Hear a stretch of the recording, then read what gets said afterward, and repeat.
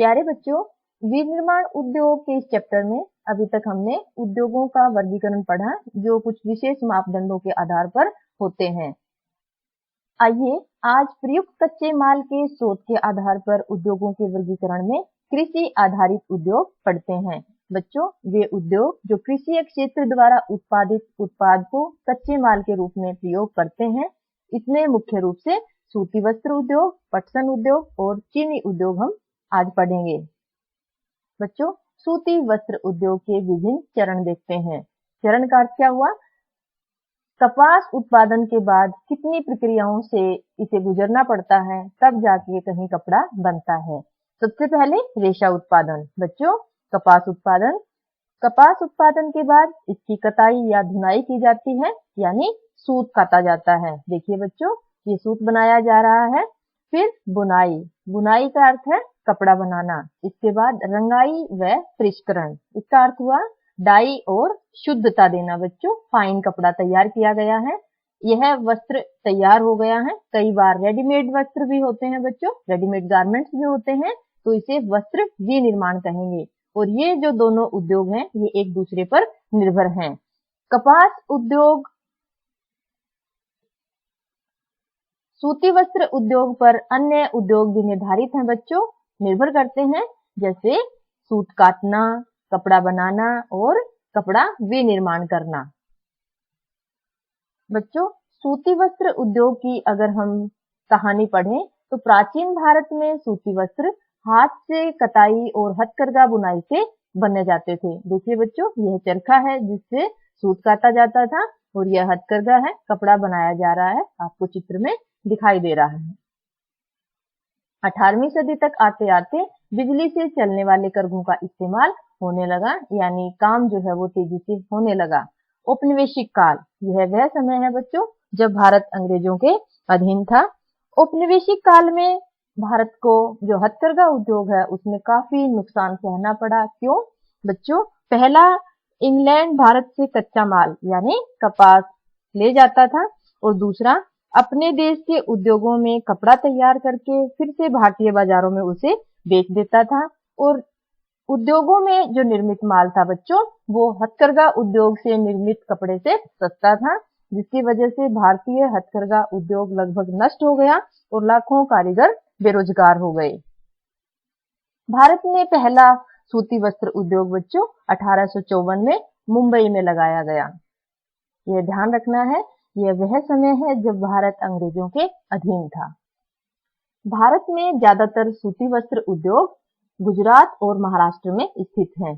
कारण क्या है, आइए जानते हैं। सबसे पहले कच्चा माल यानी कपास की उपलब्धता। अभी हमने पढ़ा, क्योंकि काली मिट्टी का क्षेत्र है तो कपास बड़ी मात्रा में यहाँ उत्पादित होती है, जिसकी वजह से सूती वस्त्र उद्योग भी यहाँ स्थित होंगे। बच्चों, हमने उद्योग कहाँ लोकेटेड होते हैं, उनकी लोकेशन किसी निश्चित जगह पर क्यों होती है, इसके बारे में विस्तार से पिछले वीडियो में पढ़ लिया है। तो कच्चे माल की निकटता जहाँ होती है वहाँ उद्योग स्थापित होने के चांसेस ज्यादा रहते हैं। दूसरा है बाजार से नजदीकी। देखिए बच्चों, जो महत्वपूर्ण शहर हैं, अगर हम गुजरात की बात करें, राजकोट, पोरबंदर, अहमदाबाद, और महाराष्ट्र में मुंबई, पुणे, ये प्रमुख शहर हैं और इन्हीं शहरों में सूती वस्त्र उद्योग भी हैं। तो बाजार से नजदीकी का अर्थ क्या हुआ बच्चों, कि जो उत्पादित माल है वो ग्राहकों तक आसानी से पहुंच सकेगा, और आगे इन शहरों से, ये बंदरगाहें भी हैं बच्चों, पोरबंदर है, जामनगर है, या मुंबई है, सूरत है, इन बंदरगाहों से भारत उत्पादित सूती वस्त्र का दूसरे देशों में निर्यात भी हम करते हैं। सूती उत्पाद देखिए बच्चों, अमेरिका, ब्रिटेन, रूस, फ्रांस, पूर्वी यूरोप, नेपाल, सिंगापुर, श्रीलंका और अफ्रीकी देशों को हम निर्यात करते हैं। साथ ही सूती धागे का निर्यात जापान को किया जाता है। देखिए बच्चों, गुजरात और जो महाराष्ट्र है ये समुद्र तटीय राज्य हैं, यानी समुद्र तट के पास हैं, जिसकी वजह से अगर हम यातायात की बात करें तो जलीय जो मार्ग है या जल मार्ग बच्चों सस्ता भी होता है और आवागमन के लिए उपयुक्त भी होता है। जल मार्ग के अलावा सड़कें और रेलवे का भी यहाँ जाल बिछा हुआ है, तो यातायात के साधन भी सूती वस्त्र उद्योग के विकसित होने का कारण बनते हैं। सस्ता श्रम, देखिए बच्चों काफी बड़े राज्य हैं, जनसंख्या ज्यादा है, तो कारीगर और जो मजदूर हैं वो सस्ती मजदूरी पर यहाँ मिल जाते हैं, जो सूती वस्त्र उद्योग को विकसित करने में मदद करते हैं। नम जलवायु, बच्चों समुद्र तटीय जो इलाके हैं वहाँ जलवायु नम होती है, आर्द्र होती है, यानी ना ज्यादा गर्मी और ना ज्यादा ठंडे वाले ये इलाके हैं। नम जलवायु बच्चों सूती वस्त्र उद्योग के लिए बड़ी उपयुक्त होती है, क्योंकि जो सूती धागा है वो नम जलवायु होने के कारण जल्दी से नहीं टूटता और उद्योग को विकसित होने में मदद करता है। हमने कारण पढ़े, सूती वस्त्र उद्योग ज्यादातर महाराष्ट्र और गुजरात में स्थित क्यों है। कताई का काम बच्चों भारत में मुख्य रूप से महाराष्ट्र, गुजरात, हमने ये दो राज्यों के बारे में पढ़ा जहां सूती वस्त्र उद्योग लगे हुए हैं। इसी के साथ साथ तमिलनाडु में भी कताई का काम किया जाता है। कताई आपको याद ही होगा कि जब धागा काता जाता है। दूसरा है बच्चों बुनाई का काम। दोनों अलग अलग काम है, पहले सूत काटना और फिर कपड़ा बुनना। बुनाई का काम देश के अनेक हिस्सों में फैला हुआ है।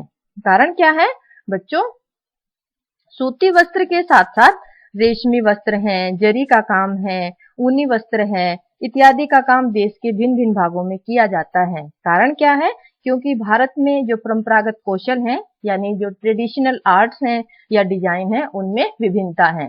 तो देश के विभिन्न भागों से में बुनाई का काम किया जाता है।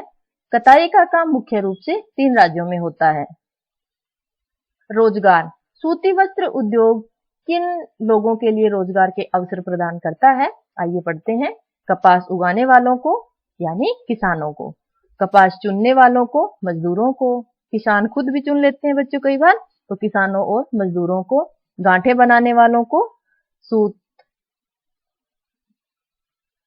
सूत की कताई करने वालों को, रंगाई करने वालों को यानी डाई करने वाले, फिर बच्चों कपड़े पे जो डिजाइन बनाते हैं, पैकेट बनाते हैं, सिलाई करने वालों को, बच्चों कपड़ा तैयार होने के बाद उसकी सिलाई की जाती है और कई बार तो रेडीमेड गारमेंट्स का ही अपना उद्योग स्थापित हो जाता है। तो हमने देखा विभिन्न लोगों को सूती वस्त्र उद्योग रोजगार प्रदान करता है। सूती वस्त्र उद्योग की प्रमुख समस्याएं क्या हैं? देखिए बच्चों, सबसे पहला है बिजली की अनियमित सप्लाई। उद्योग स्थापित होता है, ऊर्जा एक शक्ति के रूप में काम करती है बच्चों, तो वह ऊर्जा जो है वो बिजली की कमी है, जिसकी वजह से अनियमित सप्लाई होती है और उद्योगों में काफी नुकसान होता है। दूसरा है पुरानी मशीनें। बच्चों आधुनिकतम मशीनों का इस्तेमाल भारत नहीं कर पा रहा है। सूती वस्त्र उद्योग में मशीनें हमारी पुरानी हैं, नई टेक्नोलॉजी नहीं है, जिसकी वजह से यह भी सूती वस्त्र उद्योग के लिए एक चुनौती है।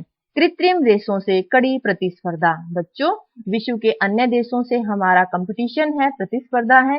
कारण क्या है? कृत्रिम रेशे। कृत्रिम होते हैं बच्चों बनावटी। जो खेती से कपास उगाई हमने, फिर धागा काता, फिर कपड़ा बुना, तो यह प्राकृतिक रेशा है बच्चों। लेकिन जो कृत्रिम रेशा है जैसे नायलॉन, तो सूती वस्त्र के विकल्प के रूप में, सूती धागे के विकल्प के रूप में जो रेशा है बच्चों, वो हमारे लिए प्रतिस्पर्धा खड़ी कर रहा है। श्रमिकों की कम उत्पादकता। जो श्रमिक लगे हैं सूती वस्त्र उद्योग में, वो उतना उत्पादक नहीं है जितना उन्हें होना चाहिए। कारण क्या है? उन्हें समय पे ट्रेनिंग नहीं दी जा रही, वे स्किलफुल नहीं है, और हमने मशीनें, जो टेक्नोलॉजी हमारे पास है वह भी पुरानी है, जिसकी वजह से श्रमिकों से जो उत्पादन की उम्मीद है उतना नहीं हो पा रहा है।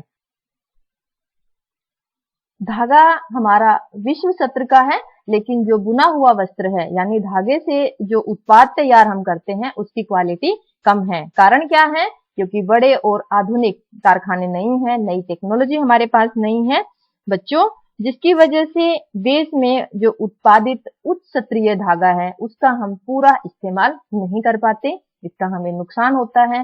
कैसे? देखिए बच्चों, धागा 85 रुपए प्रति किलोग्राम की दर से बिकेगा। धागा यानी उत्पादित जो धागा है, हमने भारत में विश्व स्तर का जो धागा है वो 85 रुपए प्रति किलोग्राम की दर से बिकता है। लेकिन अगर उसी धागे से हम कपड़ा बनाकर बेचेंगे बच्चों, तो कम से कम कीमत उसकी 800 रुपए हो जाएगी, वैल्यू एडिड हो जाएगी, उसकी कीमत बढ़ जाएगी। लेकिन भारत में हम ऐसा नहीं कर पा रहे हैं। रेशे से धागा, धागे से कपड़ा और कपड़े से परिधान बनाने के प्रत्येक चरण में मूल्य में वृद्धि होती है, लेकिन ऐसा हम नहीं कर पा रहे हैं, जिसकी वजह से हमारा जो बुना हुआ वस्त्र है वो कम क्वालिटी का है और काफी नुकसान सहना पड़ रहा है सूती वस्त्र उद्योग को। दूसरा है बच्चों कृषि आधारित उद्योग, पटसन उद्योग। पहला पटसन उद्योग जो है कोलकाता के निकट रिसरा में 1859 में लगाया गया। यह भी वह समय है बच्चों जब भारत अंग्रेजों के अधीन था, याद रखना है। कच्चे जूट और जूट से बने सामान में भारत विश्व में सबसे बड़ा उत्पादक है। बांग्लादेश के बाद भारत जूट का दूसरे नंबर का निर्यातक देश है। देखिए बच्चों, अगर हम उत्पादन में नंबर 1 पर हैं, तो निर्यातक दूसरे नंबर पर क्यों है? कारण क्या है? अभी हमने पिछले स्लाइड पे जब देखा कि सूती वस्त्र उद्योग में हम पढ़ रहे थे, भारत विश्व स्तरीय धागे का उत्पादन करता है, लेकिन जो वस्त्र उत्पाद है हमारा वह इतना क्वालिटेटिव नहीं है, इतना गुणवत्ता नहीं लिए हुए हैं। तो उत्पादन तो हम करते हैं, लेकिन सारा हम बेचते नहीं है, निर्यात नहीं करते हैं। लेकिन बांग्लादेश अपना ज्यादातर जो जूट है वो निर्यात कर देता है। क्या कारण है? देखिए बच्चों, 1947 में विभाजन हुआ तो जूट उद्योग यानी जो जूट टेक्सटाइल्स थी, फैक्ट्रीज थी, वो भारत में रह गई, लेकिन 3/4 जूट उत्पादक जो क्षेत्र है वो पूर्वी पाकिस्तान अर्थात बांग्लादेश में चला गया। दोनों ही देशों को नुकसान हुआ। इसीलिए बच्चों बांग्लादेश जो है वो सबसे बड़ा निर्यातक देश है। 2010-11 में देश में 80 जूट उद्योग स्थित थे। ज्यादातर पश्चिमी बंगाल में हुगली नदी के किनारे स्थित हैं। अगली स्लाइड में हम मैप पे देखेंगे बच्चों, हुगली की स्थिति देखेंगे। और यह एक पतली बेल्ट है, 98 किलोमीटर लंबी है और 3 किलोमीटर चौड़ी है। देश के ज्यादातर जो जूट उद्योग हैं वो पश्चिमी बंगाल में हुगली नदी के किनारे हैं और उसमें भी बच्चों एक निश्चित क्षेत्र हम देखेंगे। जूट उद्योग की अवस्थिति यानी लोकेशन। बच्चों हमने पिछली स्लाइड में पढ़ा कि प्रमुख रूप से जो जूट उद्योग हैं वो हुगली नदी के किनारे स्थित हैं। कारण क्या है? सबसे पहला, जूट उत्पादक क्षेत्रों से निकटता। संसार का सबसे जो ज्यादा जूट उत्पादक क्षेत्र है बच्चों, वह है हमारा पश्चिमी बंगाल और आधुनिक बांग्लादेश। इन क्षेत्रों में जूट सबसे ज्यादा उत्पादित होता है। तो हुगली नदी के किनारे जूट उद्योग स्थापित होने का प्रमुख कारण यही है कि यह जूट उत्पादक क्षेत्र है।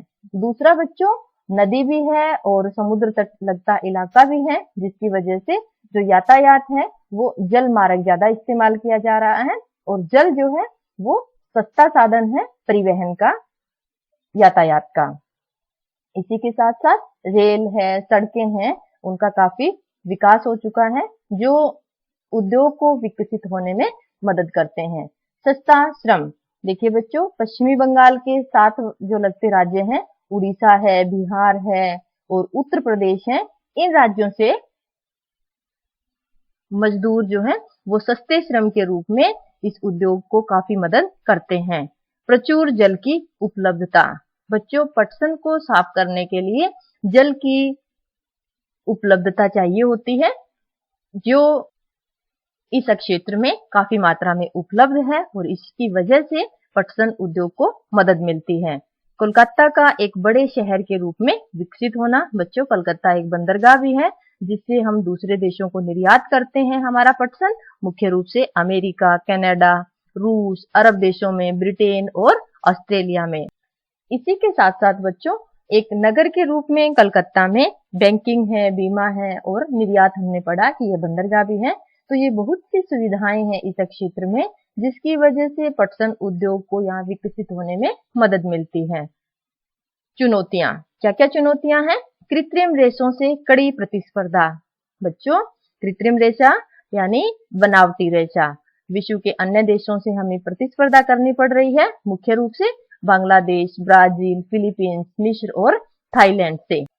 हालांकि कई चुनौतियों का सामना कर रहा है पटसन उद्योग, फिर भी बच्चों पटसन पैकिंग की अनिवार्यता कर दी गई है देश में सरकारी नीति के तहत। 2005 में राष्ट्रीय पटसन नीति अपनाई गई थी, जिसका मुख्य कारण था कि जूट जो है वह पर्यावरण का हितैषी है, यानी पर्यावरण शुद्ध रखता है और जैव निम्नीकरण पदार्थों पर जोर देता है। जैव निम्नीकरण पदार्थ वे होते हैं बच्चों जो समय के साथ साथ अपना रूप और संरचना बदल लेते हैं, अर्थात गल सड़ जाते हैं।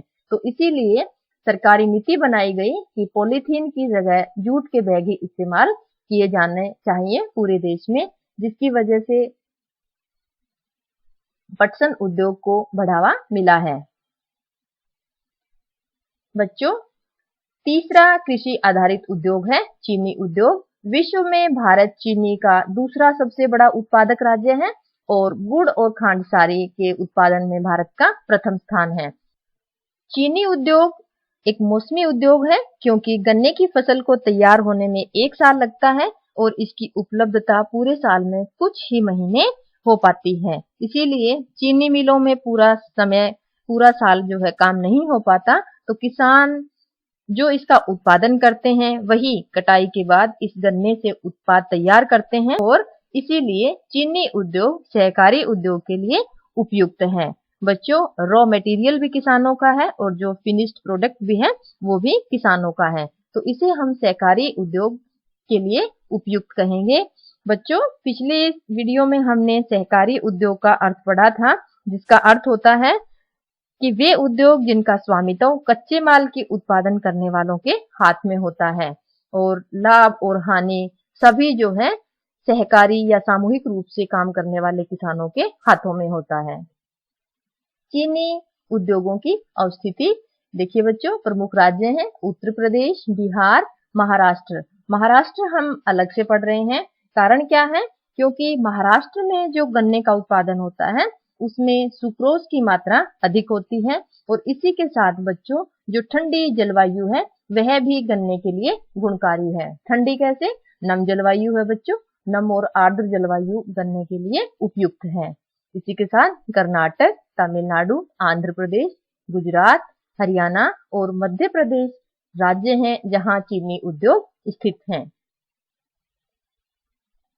चीनी उद्योग की चुनौतियां, पहली है बच्चों मौसमी उद्योग। अभी हमने विस्तार से पढ़ा कि साल के कुछ महीने ही गन्ने की उपलब्धता होने की वजह से चीनी मिलों में पूरा साल काम नहीं हो पाता और यह सहकारी उद्योग के लिए उपयुक्त है। तो यह चुनौती है बच्चों, क्योंकि कोई भी सार्वजनिक या निजी क्षेत्र के उद्योग इस क्षेत्र में जो है विकसित नहीं हो पाते। दूसरा जो उत्पादन का तरीका है वह पुराना है, यानी जो नई टेक्नोलॉजी है आ चुकी हैं जो संसार में उनका हम इस्तेमाल नहीं कर पाते और ट्रेंड भी नहीं है इतने कि पूरा जो है लाभ इस उद्योग से हमें मिल सके। यातायात में देरी, बच्चों गन्ना रॉ मटेरियल के रूप में काफी भारी होता है और एक स्थान से दूसरे स्थान पर ले जाने में यातायात में काफी समय लग जाता है। खोई का अधिक इस्तेमाल न कर पाना, बच्चों गन्ने को पेरकर रस निकलने के बाद बचा हुआ जो ठोस पदार्थ है देखिए चित्र में, यह खोई कहलाता है। शुरुआत में इसका अधिक उपयोग नहीं किया जाता था, लेकिन आजकल यह जैव ईंधन के रूप में प्रयोग होता है और कागज बनाने के लिए नवीकरणीय स्रोत के रूप में भी प्रयुक्त होता है। इसके अलावा घर निर्माण के लिए भी सामग्री के निर्माण में यह इस्तेमाल किया जाता है और ढुलाई में सुक्रोज की मात्रा घट जाती है। हमने पढ़ा है कि गन्ना भारी होने की वजह से यातायात में ढिलाई हो जाती है और जब ढुलाई होती है बच्चों तो सुक्रोज, बच्चों मिठास को बोलते हैं, तो जब मिठास घट जाती है तो यानी चीनी कम उत्पादित होगी, तो ढुलाई में सुक्रोज की मात्रा घट जाना भी इस उद्योग के लिए एक चुनौती है। आज हमने कृषि आधारित उद्योगों में सूती वस्त्र उद्योग, पटसन उद्योग और चीनी उद्योग के बारे में पढ़ा। अगले वीडियो में हम खनिज आधारित उद्योग पढ़ेंगे। आशा है आपको ये टॉपिक्स अच्छे से समझ आ गए होंगे। धन्यवाद।